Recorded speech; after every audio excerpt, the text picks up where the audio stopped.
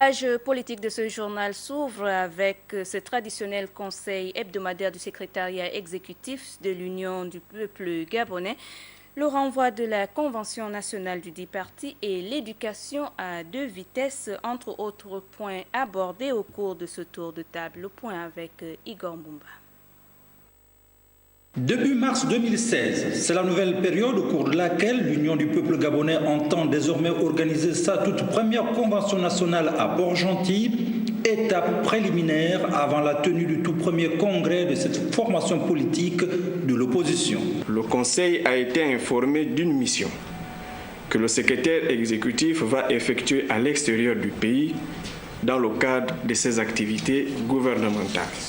Ce déplacement coïncide avec les dates des 26, 27 et 28 février 2016 prévues pour l'organisation de la Convention nationale de notre parti.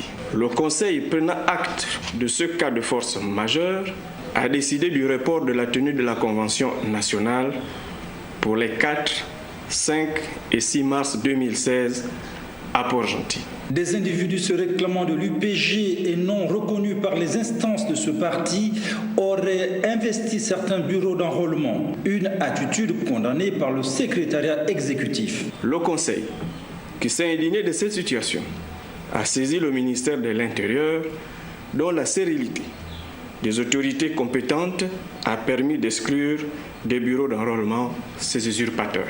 Au sujet de la grève observée depuis 3 mois par les enseignants de la CONACICED, l'UPG invite toutes les parties à cultiver le dialogue afin de sauver l'école gabonaise. Le Conseil demande au gouvernement de poursuivre ses efforts en multipliant les rencontres avec les différents syndicats en vue de trouver des solutions immédiates et pérennes, car la situation n'a que trop duré et affecte gravement le calendrier scolaire de l'année en cours.